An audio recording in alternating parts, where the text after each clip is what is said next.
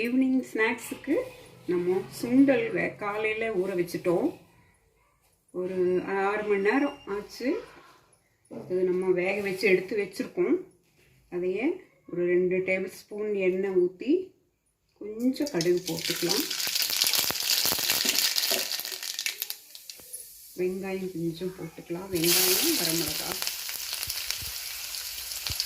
போட்டுட்டு நல்லா கொஞ்சம் வதக்கி விட்டுக்கலாம். இதில் கொஞ்சம் லைட்டாக உப்பு போட்டுக்கலாம். ஏன்னா சுண்டல் வேக வைக்கும்போது உப்பு போட்டிருக்கோம். அதனால் லைட்டாக அந்த வெங்காயம் வதங்குறதுக்கு மட்டும் நம்ம உப்பு போட்டுக்கலாம். போட்டுட்டு கருவேப்பிலை, கொத்தமல்லி தழை அது கூடவே போட்டு வதக்கிக்கலாம். கொஞ்சம் ஹை ஃப்ளேமில் வச்சுட்டு நல்லா வதக்கிக்கலாம். வதக்கிட்டு நல்லா வதங்கட்டும். அப்புறம் வேக வச்சிருக்கிற நல்லா வதங்கிடுச்சு பாருங்கள்.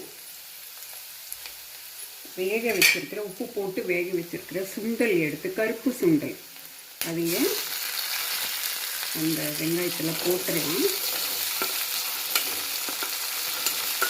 நான் ஒரு 150 கிராம் ஊற போட்டேன்.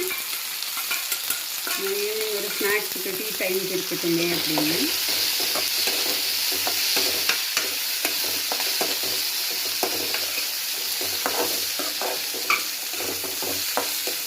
ஃப்ளேம் கொஞ்சம் கம்மி பண்ணிக்கலாம்.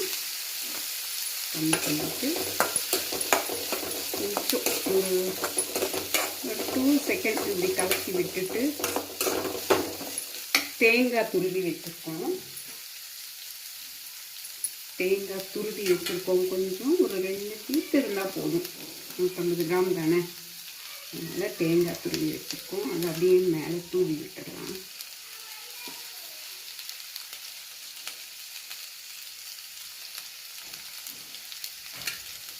தூவி விட்டுட்டு லேசாக ஒரு கலக்கு கலக்கிடலாம்.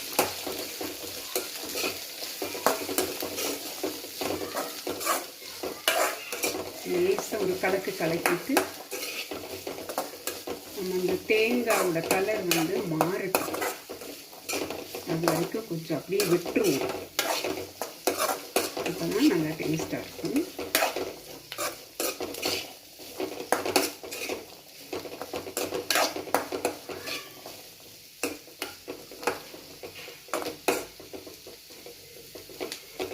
பாருங்க,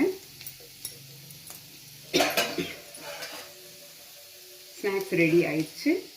இது இறக்கி வச்சுட்டு இனி டீ போட்டுட்டு டீக்கு நம்ம ஸ்நாக்ஸ் சுண்டல்